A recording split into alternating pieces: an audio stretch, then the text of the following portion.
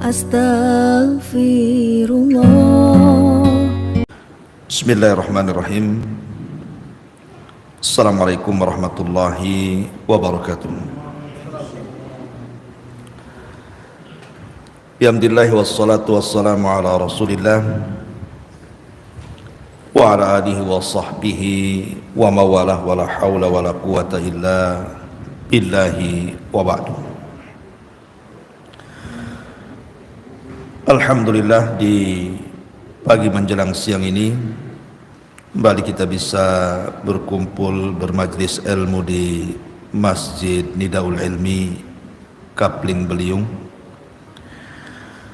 Salawat dan juga salam kita hadiahkan kepada Rasul kita Nabi besar Muhammad sallallahu alaihi wa ala alihi wasallam. Ma'asyiral muslimat yang dimuliakan Allah Subhanahu wa taala, pembahasan di pagi menjelang siang ini kita akan membahas tentang wanita-wanita yang dilaknat Allah Subhanahu wa taala dan terancam tidak mendapatkan rahmat Allah, bahkan terancam tidak akan masuk ke dalam surga. Siapa wanita-wanita yang terancam dengan ancaman Allah dan Rasulnya ini? Tentu ini penting untuk disimak, Bu, karena dikhawatirkan di antara sifat-sifat yang akan saya sebutkan di sini ada pula pada ibu-ibu yang ada di sini atau yang ada di luar sana. Siapakah mereka? Ma'asyiral muslimat yang dimuliakan Allah Subhanahu wa taala, kita tahu bahwa kedudukan seorang wanita dalam Islam itu sangat agung sekali. Ketika wanita itu masih kecil, kemudian dirawat oleh orang tuanya dengan cara yang baik, maka yang merawatnya akan mendapatkan pahala besar, sebagaimana sabda Nabi SAW. Kalau seandainya kemudian wanita ini sudah besar dan sudah menikah, kemudian dia menjadi istri, maka Islam memberikan pahala yang banyak bagi seorang wanita yang taat kepada Allah kemudian taat kepada suaminya. Dan apabila dia sudah memiliki anak, posisinya sudah menjadi seorang ibu. Dan seorang ibu dalam Islam sangat diagungkan dan dihormati. Bahkan syarat seseorang masuk surga juga adalah setelah ketaatan kepada Allah Subhanahu wa taala, kemudian bersyukur tentang adanya orang tua. Dan begitu seterusnya. Wanita ini betul-betul mulai dari lahir sampai dia wafat sangat dimuliakan dalam Islam. Tapi masalahnya, ada sebuah hadis yang sangat mengkhawatirkan, di mana Nabi SAW pernah diperlihatkan api neraka. Ternyata penduduk neraka itu kebanyakan kaum wanita.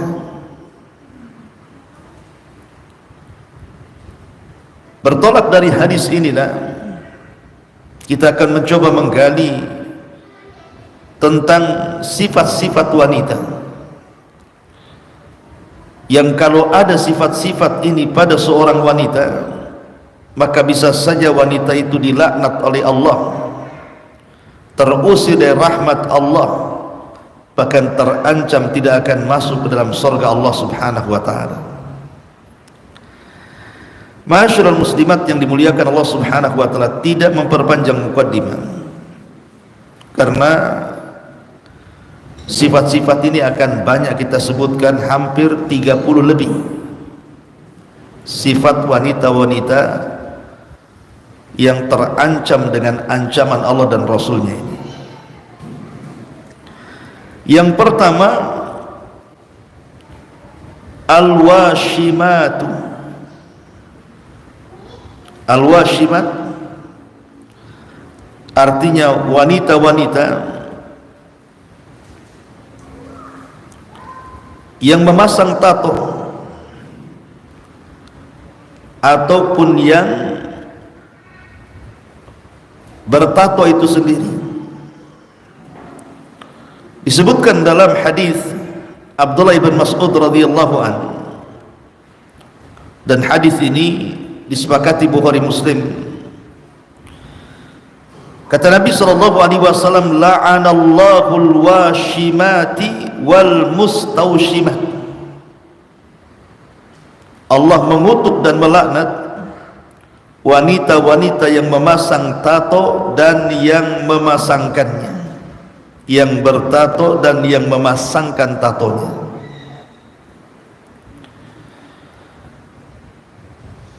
Dan hari ini kita lihat banyak wanita-wanita yang mereka jauh daripada hidayah, seolah-olah mereka memasang tato di badan mereka itu seolah-olah biasa. Bahkan sebagian mereka beralasan untuk kecantikan. Cantik dari mana? Wanita ini dilaknat Allah. Bahkan sebagian para ulama memasangkan tai lalat saja, hukumnya itu haram, tidak boleh. Ibu tidak punya tai lalat nih, tengok ada artis punya tai lalat pula di pipinya, kemudian akhirnya ibu memasangkan tai lalat biar mukanya sama dengan artis. Tidak boleh, ibu. Jadilah diri sendiri, ngapain pula jadi artis?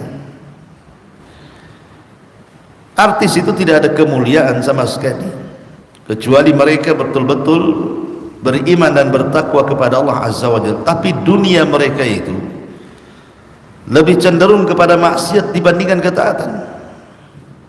Jadi kalau mau meniru, jangan tiru mereka.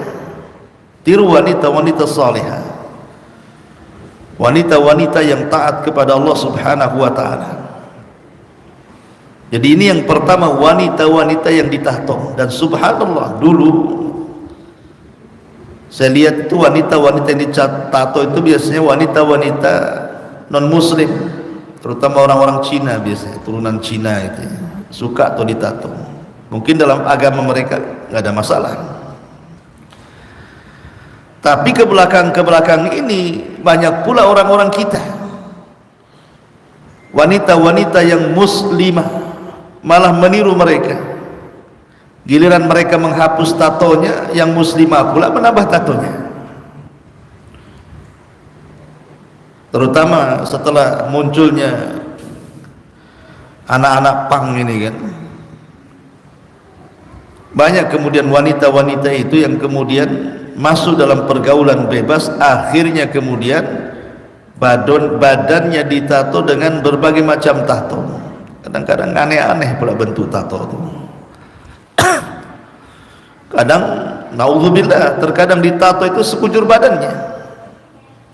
Padahal tato ini kan sakit juga tuh kalau ditato itu, karena dia bukan dilukis di badan, dilukai kan gitu. Maka wanita-wanita yang bertato ini bertakwalah kepada Allah. Dan kalau sudah terlanjur kemudian Anda memiliki tato, maka hilangkan tato itu sebisa mungkin, kecuali kalau memang tato itu permanen dan tidak bisa dihilangkan kecuali dengan cara yang menyakitkan dan membahayakan, sebaiknya tidak perlu dihilangkan, tapi tutuplah tato itu dengan pakaian, supaya orang tidak tahu bahwa di badan dia itu ada tatonya. Cukuplah dia dan sejarah dia saja yang tahu, orang lain jangan ada tahu bahwa dia ada tatonya. Karena ini wanita-wanita yang bertato dan yang mentato, dua-duanya dilaknat. Ini yang pertama. Kemudian yang kedua, an-namisah. Yang kedua adalah an-namisah. Apa itu an-namisah itu? An-namisah adalah orang yang mengerok bulu halis. Kan ada tubuh wanita-wanita yang halisnya sudah bagus-bagus Allah taruh di situ. Dikerok pula, Bu, diganti spidol sama dia. Iya, kalau spidolnya permanen, Bu, tak permanen pula kena hujan. Kan masalah itu, Bu. Maka Nabi SAW mengatakan, la'anallahul mutanammisah. Allah Subhanahu wa taala melaknat orang-orang yang mengerok bulu halisnya. Masyarul muslimat yang dimuliakan Allah Subhanahu wa taala. Memang terjadi silang pendapat tentang bolehkah seorang wanita mengerok bulu halisnya kemudian menggantinya dengan tinta dan yang semacamnya kalau untuk urusan kecantikan di depan suaminya. Ada sebagian membolehkan, tapi dengan catatan izin dari suaminya dan hanya untuk suaminya. Tapi sebagian para ulama seperti Imam Nawawi rahimahullahu taala sangat keras tidak boleh, walaupun untuk suaminya tidak boleh, karena zahir hadisnya seperti itu. Tidak boleh mengerok bulu halis. Tapi kalau seandainya mungkin merapihkannya saja, kan ada bulu halis itu kadang-kadang ada 1-2 bulu itu panjang sehingga kena matanya. Ya tidak apa-apa dirapihkan karena kan memadaratkan. Tapi sekarang bulu halis itu tidak ada madarat bagi dia. Karena ingat bahwa Allah Subhanahu wa taala sudah menciptakan masing-masing kita itu sesuai dengan kadar kita. Laqad khalaqnal insana fi ahsani taqwim. Sungguh kami telah ciptakan manusia itu sebaik-baik bentuk. Maka ketika Allah Subhanahu wa taala meletakkan halis di mata-mata ibu itu sudah sebaik-baik bentuk, itu Allah yang kehendaki. Begitulah bentuknya. Jangan dirubah lagi. Maka ini wanita-wanita yang kemudian mencukur bulu halis kemudian mengganti dengan tinta atau menanamkan bulu halis, padahal sebenarnya bulu halisnya sudah normal, maka ingat wanita-wanita ini dilaknat oleh Allah Subhanahu wa taala. Nauzubillah. Kemudian yang ketiga, al-mutafallijah. Wanita-wanita yang mereka menggesek giginya supaya bagus, merapihkan giginya, padahal giginya sebenarnya normal, tidak ada masalah. Dan hari ini banyak, hari ini hadis ini sudah terbukti 14 abad yang silam.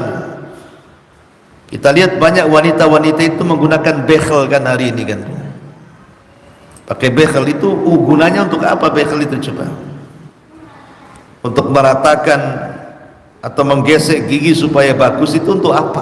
Pertanyaannya. Ulama membolehkan merapatkan gigi itu dan menggesek gigi supaya indah, itu maksudnya kalau dalam gigi itu tidak normal. Contoh umpamanya giginya jarang, jadi kalau makan itu loncat pula nasi dari sela-selanya tuh, Bu. Itu kan jarang-jarang tuh. Kan ada kan repot tuh kalau giginya jarang, nanti loncat dari situ nasi yang udah masuk mulut tuh.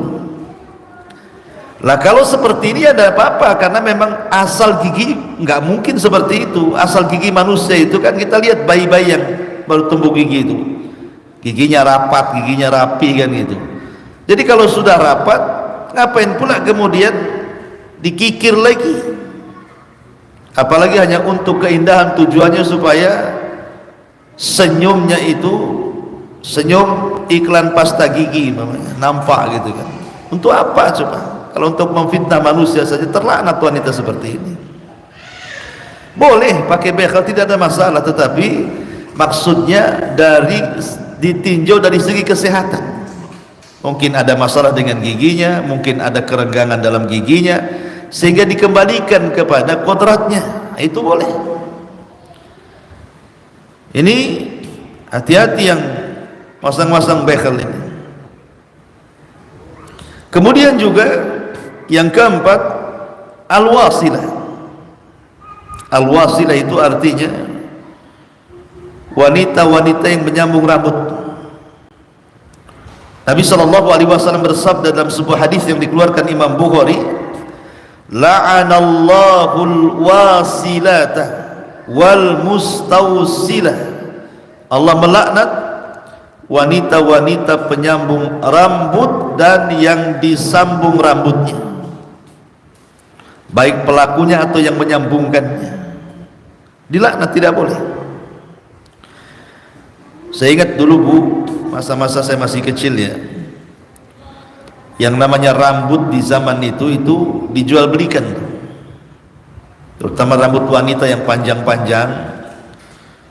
Itu kalau ke salon dicukur itu bisa dijual tuh rambut itu. Saya heran juga kan,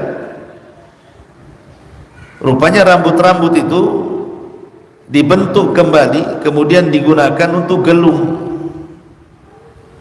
Ya, biasanya untuk gelung di atas rambutnya, dibentuk kemudian diletakkan di atas kepala. Itu zaman dulu ya. Tapi zaman sekarang tidak, karena sudah ada rambut-rambut palsu, rambut-rambut palsu yang kemudian diletakkan di kepala, dan warnanya macam-macam tuh. Ada yang merah, ada yang hijau, ada yang macam-macam, kepalangi kan Bu ya. Semua ada di kepala tuh. Bahkan ada yang betul-betul disambungkan dengan rambutnya. Alasannya untuk kecantikan. Ya, memang wanita perlu cantik.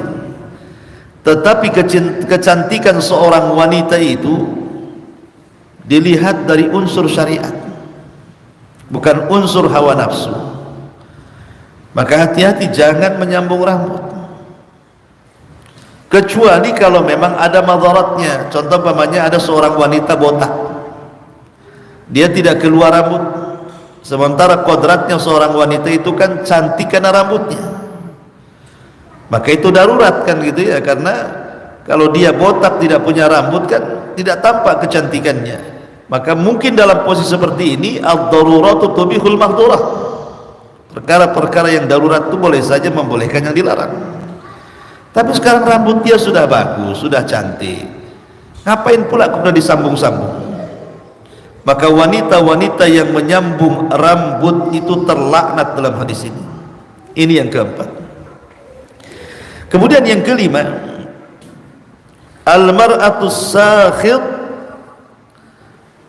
zawjuha 'alaiha, wanita yang membuat murka suaminya.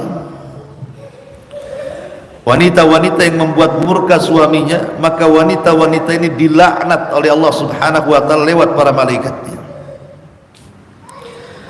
Nabi SAW mengatakan, idza da'a ar-rajulu imra'atahu ila firashihi fa'abat fabata ghadban 'alaiha la'anatha al-malaikatu hatta tusbiha. Muttafaqun alaihi.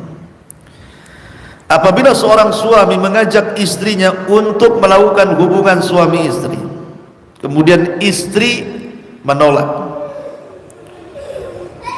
dengan penolakan istri itu membuat murka suaminya, maka murkanya suami ini kepada istri yang diajak berhubungan dan dia menolak, maka para malaikat akan melaknat istri tersebut sampai dia subuh, sampai di waktu subuh, sampai redha suaminya.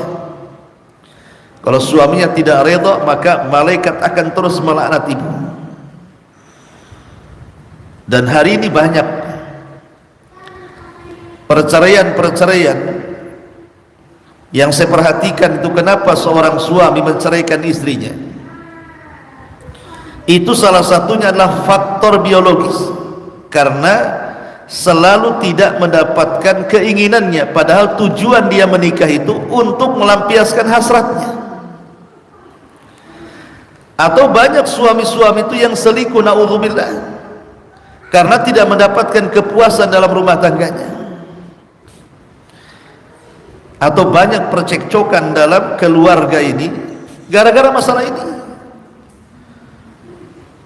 Dalam sebulan ini saya pernah melihat di YouTube kasus tentang seorang suami membunuh istrinya. Ya tentu ini orang awam kan itu ya. Gara-gara apa? Tidak mau melayani suaminya, marah suaminya.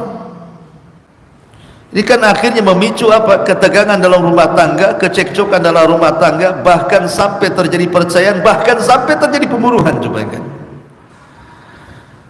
Itu di dunia tuh. Di alam lain malaikat justru lebih sadis lagi karena melaknat dia. Kalau sudah melaknat itu kan dijauhkan daripada rahmat. Sementara kita masuk surga itu karena rahmat tuh. Kecuali ibu ada uzur, ibu lagi sakit parah, ibu lagi nifas, ibu lagi haid, ya. Atau uzur-uzur syar'i yang lainnya yang ibu tidak bisa melayani suaminya, itu pun harus minta uzur suaminya. Nah ini juga diantara yang harus dipahami. Kemudian yang ke-6, al-mutasyabbihat birrijal, wanita-wanita yang menyerupai laki-laki. Kan banyak bu, ataupun sebaliknya laki-laki yang menyerupai perempuan, yang disebut dengan bencong kaleng itu bu. Nah itu wanita-wanita jangan seperti laki-laki. Karena saya lihat di Batam saja laki-laki banci itu banyak sekali. Lah wanita-wanita juga saya lihat sudah mulai itu. Wanita-wanita itu luar biasa coba. Pakaiannya persis seperti laki-laki. Pakai jeans, pakai levi's, ya kan. Baju ketat-ketat. Ya alhamdulillah lah, kadang-kadang ada juga yang atasnya dijilbabi, bawahnya pula diketati, ada juga yang kayak gitu tuh. Ya masih mending lah pakai jilbab kan itu. Tapi ada yang parah dari atas sampai bawah itu kadang-kadang kalau tidak melihat rambut itu disangka laki-laki tuh. Oh dari belakang itu. Karena masih melihat rambut saja panjang, oh dia perempuan. Tapi kalau seandainya rambutnya dicepak kayak laki-laki, mungkin itu laki-laki orang nyangka. Karena pakaiannya sudah persis gitu ya. Padahal sebenarnya kaum wanita itu harus menggunakan pakaian itu yang lebar-lebar supaya bentuk tubuhnya juga tidak tampak, tidak transparan gitu ya. Ini tidak persis seperti laki-laki. Ini kebanyakan. Yang lebih parah lagi yang terkena penyakit. Yang lebih lagi terkena penyakit seolah-olah dia terlahir laki-laki padahal dia itu perempuan sebenarnya. Akhirnya jatuh kepada penyakit lesbi, naudzubillah, LGBT. Nah, ini wanita-wanita yang menyerupai laki-laki, hati-hati. Hati-hati bu, jalan itu juga laki-laki ada gaya, wanita juga ada gaya. Cara jalannya saja wanita kan gayanya beda, laki-laki juga beda. Maka ataupun cara bicara ya. Ini yang ke-6. Yang ke-7, zairat al-kubur, wanita-wanita yang sering ziarah kubur. Nabi SAW mengatakan dalam hadis Abi Hurairah radhiyallahu an, kata Nabi SAW, la'anallahu zawaratil kubur, ay kathirat az-ziyarah. Allah melaknat wanita-wanita yang sering ziarah kubur. Kalimat zawarat itu dalam bahasa Arab itu masuk pada kategori siyagul mubalaghah, bentuk yang berlebih-lebihan. Kata Syekh Albani ketika memahami hadis ini, beliau mengatakan maksudnya zawarat itu bukan melarang mutlak wanita ziarah kubur, tidak. Tetapi yang dilarang dalam hadis ini yang sering-sering ziarah kubur. Kalau sekali-kali tidak ada masalah. Kenapa wanita itu sangat dilarang bahkan terancam laknat yang suka ziarah kubur? Karena dalam kehidupan manusia ini, wanita itu lebih banyak ikut perasaan dibandingkan ikut akal dulu. Kalau laki-laki kan ikut akal dulu baru perasaan. Kalau wanita terbalik, lebih banyak ikut perasaannya dibandingkan akalnya. Bahkan terkadang akal dikalahkan dengan perasaannya, sehingga memicu melakukan hal-hal yang dilarang dalam kuburan.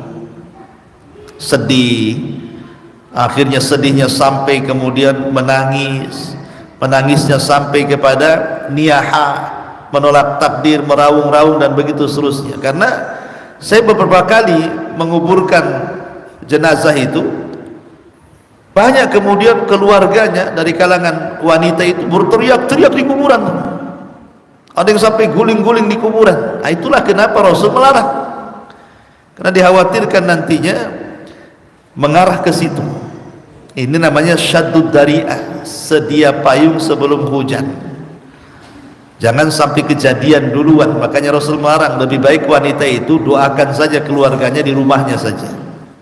Tapi boleh juga sekali-kali untuk melembutkan hati. Ya mungkin kalau sudah mulai ibu-ibu ini sudah kasih COD, kasih nge-mall, kasih shopping, sekali-kali sama suaminya dibelokkan ke kuburan. Nah, itu bolehlah supaya lembut hatinya. Ya. Baik. Kemudian yang nomor 8, dan ini an-naihah. Naihah ini ya tadi hasil daripada banyaknya ziarah kubur wanita ini, akhirnya jadi naihah. Atau ketika salah seorang yang dicintainya kemudian meninggal dunia, entah suaminya meninggal, entah orang tuanya meninggal, entah anaknya meninggal. Ada sebagian wanita-wanita itu yang mereka kurang iman, atau mungkin tidak tahu hukumnya, atau terkalahkan perasaan akalnya, akhirnya kemudian menjerit-jerit, memukul-mukul pipi, merobek-robek pakaian, berguling-guling sana, dicukurnya rambutnya, dan begitu seterusnya, menolak takdir Allah Subhanahu wa ta'ala. Menangis itu boleh ketika ada kematian, karena siapa yang tidak sedih orang yang dicintai meninggal. Tapi kalau sampai meraung-raung, memukul-mukul badan, memukul-mukul paha dan pipi, berguling-guling, memotong-motong rambut, ini sudah melampau. Makanya Nabi SAW sampai mengatakan bahwa an-naihatu idza matat wa lam tatub qata Allahu laha thiyaban min qitarani wa dir'an min lahabin nari.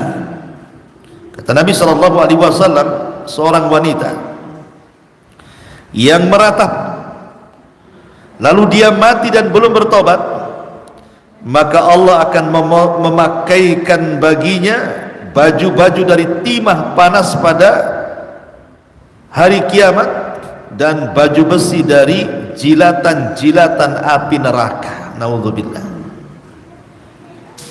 Ya makanya ibu ini kalau sudah ngaji gini, qadarullah ada keluarganya yang kemalangan, mulai ada orang yang nangis-nangis gak jelas, cepat bu tenangkan orang kayak gitu. Karena saya pernah pengalaman. Jadi saya diundang untuk mentalkin ceritanya. Jadi ada satu keluarga, kalau ayahnya itu sedang sakit parah. Jadi dia nelpon saya, Ustaz bisa nggak ke rumah? Bisa. Kata. Ada apa? Ini kayaknya ayah saya udah nggak lama-lama katanya. Datanglah katanya. Jadi datanglah saya ke situ. Jadi saya coba mentalkin. Ini saya baru duduk nih di samping ayahnya. Baru mau mentalkin, wah di luar kamar itu udah menjerit-jerit. Bahkan ada satu anaknya itu yang perempuan itu sudah nggak punya malu, beguling sana beguling sini sampai pakainya terbuka, auratnya nampak. Akhirnya ditenangkan, dimasukkan ke dalam kamar, dikunci dari luar. Tetap dia menjerit-jerit. Ini bapaknya belum mati, masih koma gitu ya. Allah takdirkan setelah saya talkin, memang dia mengucapkan kalimat la ilaha illallah, tapi tak jadi mati pula tuh bapak tuh. Ini udah jerit-jerit anaknya, udah guling-guling, rupanya Allah takdirkan dia sembuh, tak jadi mati. Ya, wallahu alam sekarang gimana. Tapi kan ini belum meninggal padahal. Ada kejadian seperti itu, naudzubillah. Karena ini perkara jahiliyah, tidak boleh. Nabi yang mengatakan arba'un fi ummati min amril jahiliyati la yatrukuhun, kata Rasul. Ada 4 perkara khasnya orang jahiliyah. Apa itu? Al-fakhru bil ahsab, wa ta'nu fil ansab, wal istisqa'u bin nujum, wan niyahatu 'alal mayyit. Membanggakan jasa, kelebihan, kehebatan nenek moyang, mencela nasab, garis keturunan, menisbatkan hujan kepada bintang tertentu, dan meratapi mayat. Ini bagian daripada perkara jahiliyah.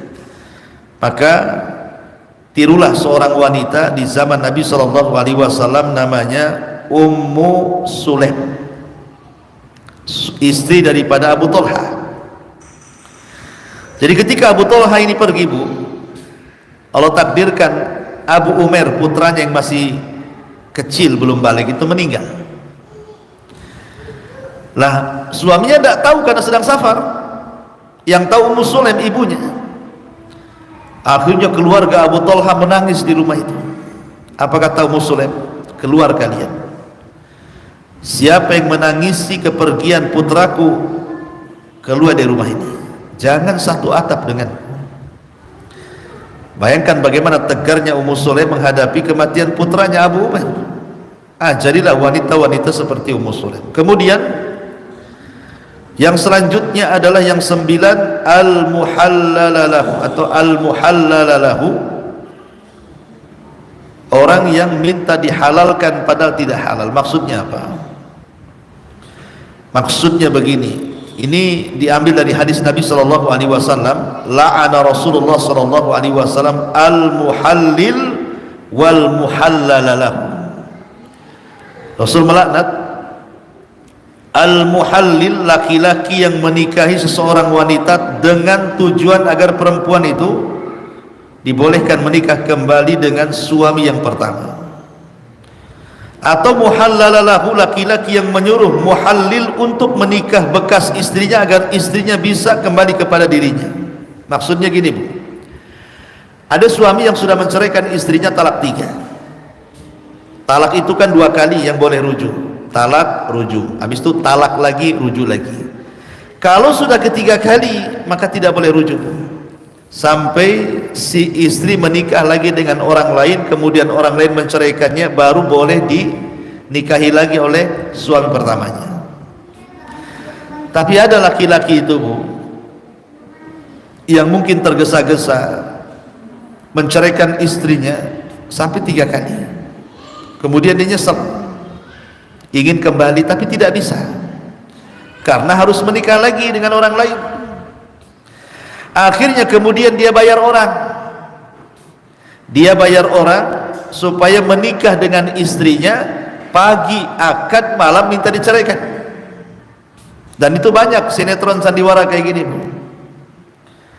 Saya bayar kamu 50 juta, nanti pagi kau nikah dengan mantan istri saya, tapi malam kau ceraikan dia.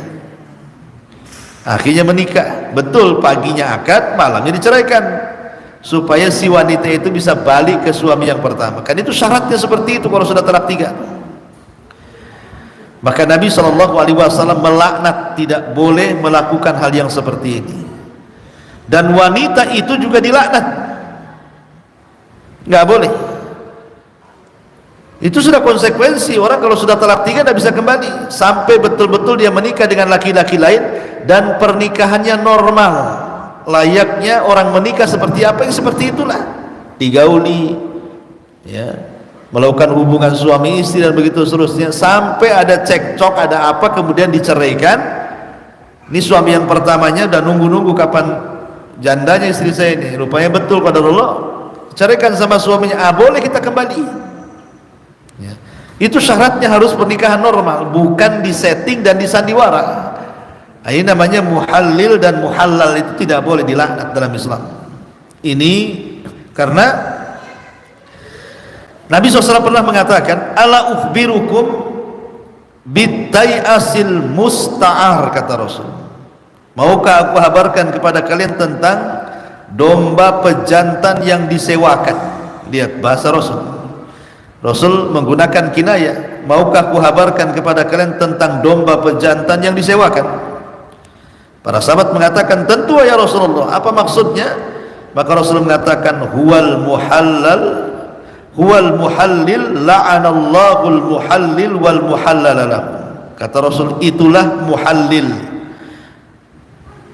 dan Allah melaknat orang-orang yang muhallil dan muhallalalah. Artinya muhallil laki-laki yang menikahi seorang wanita dengan tujuan agar perempuan itu dibolehkan menikah kembali dengan suami pertamanya. Adapun muhallalalahu, laki-laki yang menyuruh muhallil untuk menikahi bekas istrinya agar istri tersebut dibolehkan untuk dinikahinya.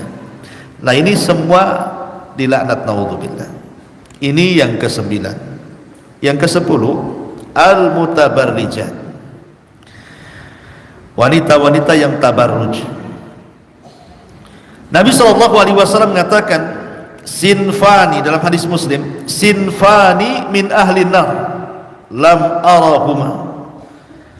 Ada dua manusia, kata Rasul, di zamanku tidak ada.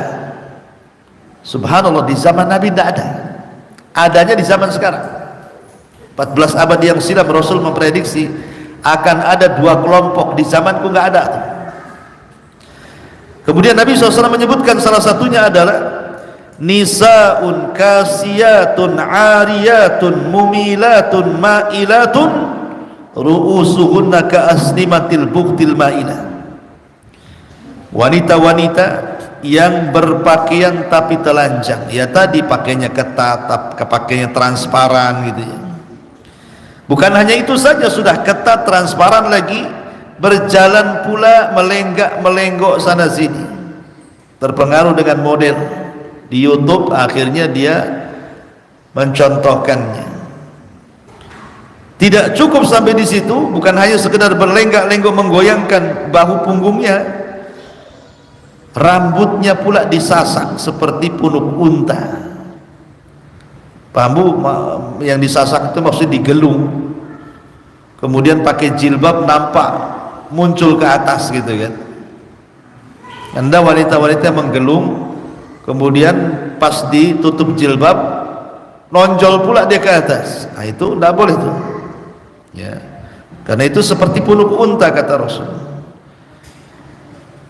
Maka mereka, kata Nabi SAW, la yadkhulnal jannah, tidak akan masuk surga, wala yajidna rihaha, tidak akan mencium bau surga. Masuk surga, bau surganya tidak kecium kemudian, gimana masuknya tuh?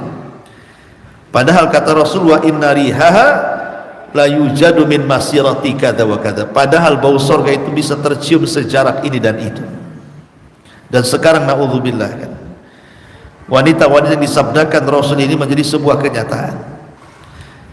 Di zaman jahiliyah, Bu, jahiliyahnya orang jahiliyah, tidak ada pakaian yang dipakai orang sekarang. Karena ketika Allah Subhanahu wa taala menyinggung soal amalan pakaian wanita-wanita jahiliyah dengan firman-Nya, wala tabarrujna tabarrujal jahiliyatil ula, jangan kalian tabarruj, berdandan seperti orang-orang jahiliyah. Seperti apa sih dandanan orang jahiliyah itu? Para ahli tafsir mengatakan, orang jahiliyah itu mereka pakai jilbab tapi nampak depannya, rambut depannya nampak, kemudian lehernya nampak, kemudian kakinya nampak dengan gemerincing gelang kakinya. Itu gaya model jahiliyah ya, artinya kan badannya masih tertutup, cuman muka leher nampak, kemudian rambut sedikit di depan sama gelang kaki. Nah, kayak pakaian orang India itu ya. Nah, sekarang kita lihat wanita-wanita muslimah hari ini, itu bukan kayak gitu lagi, di telanjang bulat, apalagi di kolam-kolam renang, apalagi kemudian di pantai-pantai, udah nggak punya malu. Bahkan ada yang ngonten di YouTube itu, Bu, supaya dapat monet, dapat uang, bisa dia telanjang. Naudzubillah kan begitu, cari uang dengan cara mengumbar aurat. Kata Nabi SAW, wanita ini tidak akan masuk surga, mencium bau surga pun tidak. Kalau mereka wanita kafir, terserah, urusan mereka, lakum dinukum waliyadin. Tapi masalahnya ini wanita-wanita muslimah. Bahkan sudah bukan hanya itu saja, bahkan ada seorang wanita muslimah itu sudah nggak milih-milih makan, babi aja dimakan, pakai basmalah lagi dia makannya. Naudzubillah, ya kan. Nah ini yang ke-10. Karena ini tanda-tanda kiamat masalahnya. Rasul mengatakan, inna min asratis sa'ah an tadhhara thiyabun talbasuha nisa'un kasiyatun 'ariyah. Sungguh di antara tanda-tanda kiamat, kata Rasul, maraknya pakaian-pakaian yang dipakai oleh kaum wanita. Mereka berpakaian tapi telanjang. Ini yang nomor 10. Yang nomor 11, Bu, wanita-wanita yang meminta cerai tanpa sebab. Nabi SAW mengatakan, ayyuma imra'atin sa'alat zawjaha talaq min ghairi bu'sin faharamun 'alaiha raihatul jannah.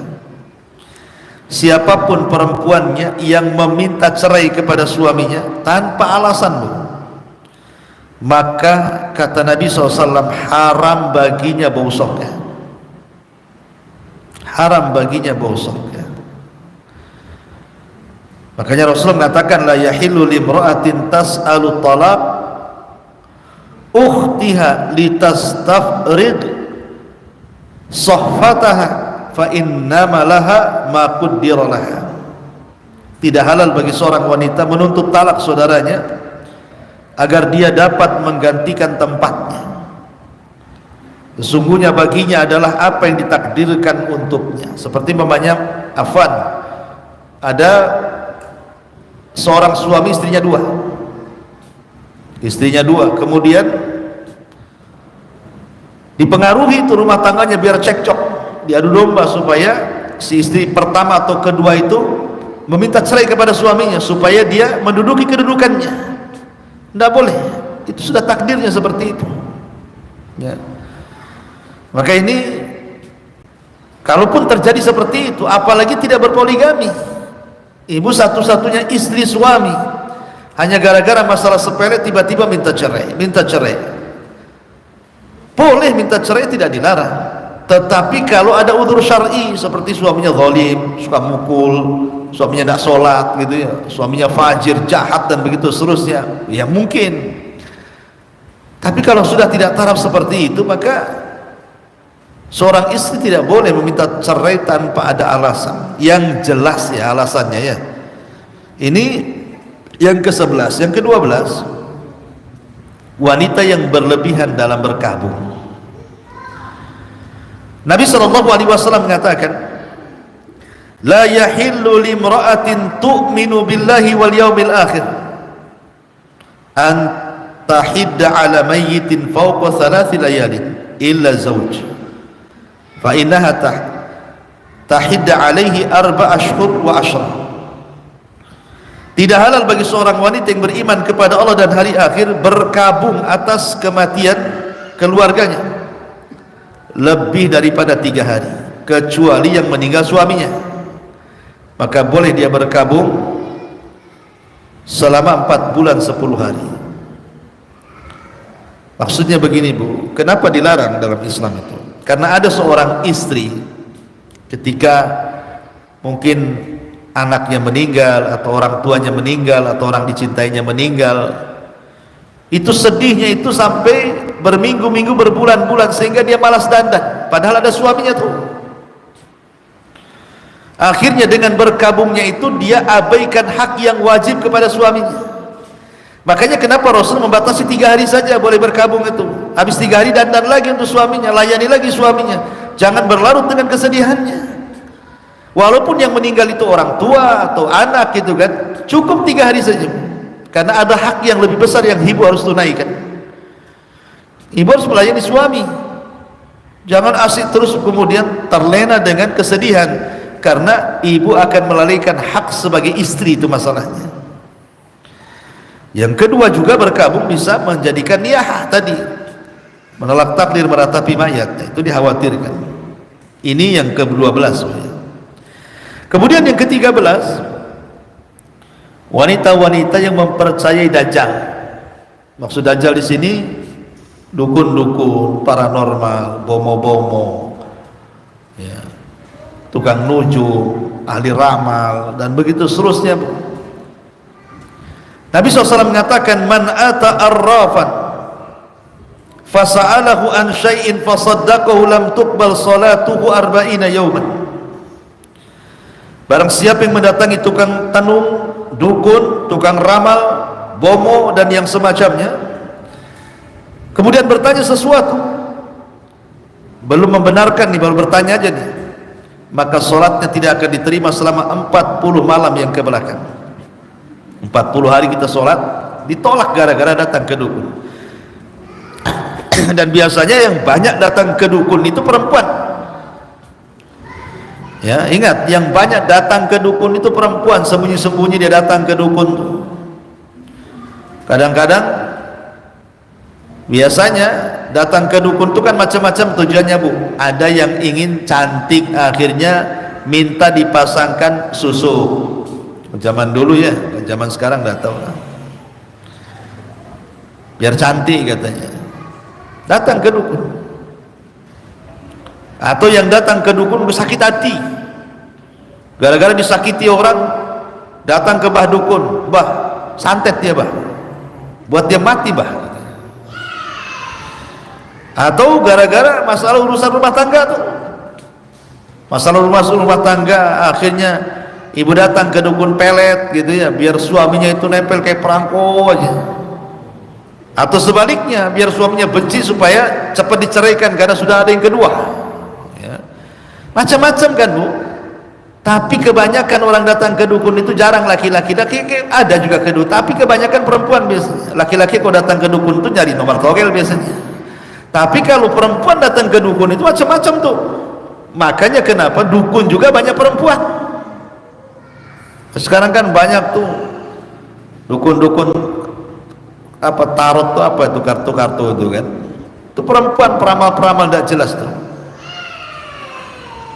Nah, sekarang pula dukun-dukun ini dapat panggung pula sekarang di tengah-tengah masyarakat, masuk televisi, punya channel YouTube, banyak pula penggemarnya. Na'udzubillah, na'udzubillah. Dukun itu dajjal, mereka penyembah iblis. Maka ibu jangan percaya dengan dukun dan jangan pergi ke dukun ya. Masyarul muslimat yang dimuliakan Allah Azza wa Jalla. Ini yang ke-13. Yang ke-14,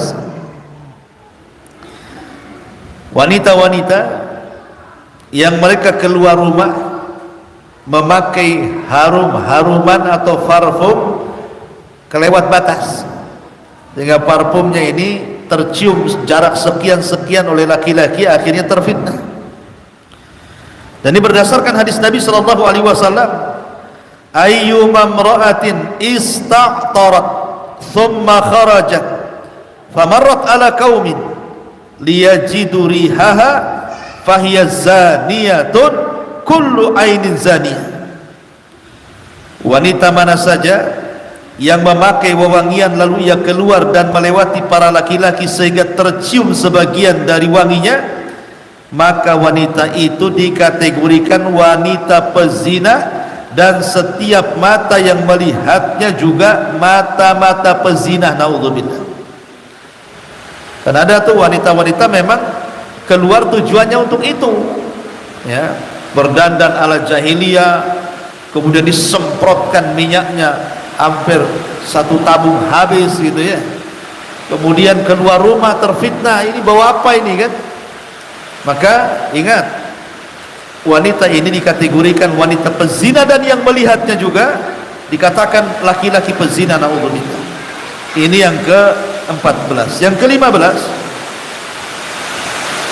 wanita yang safar tanpa mahram. Wanita yang safar tanpa mahram. Nabi SAW mengatakan, la yahillu limra'atin tu'minu billahi wal yawmil akhir an tusafira yawman wa laylatan laisa ma'aha dhu mahram. Tidak halal bagi seorang wanita yang beriman kepada Allah dan hari akhir bersafar sehari semalam tanpa disertai mahram. Ya. Ini uzan dulu. Kita cukupkan sampai nomor 15 separuhnya. Nanti separuhnya kita lanjutkan minggu depan karena suara juga nggak bisa dengar ya. Subhanakallah bihamdika asyhadu an la ilaha illa anta astaghfiruka wa atubu ilaik. Allahu ta'ala alam. Assalamualaikum warahmatullahi wabarakatuh.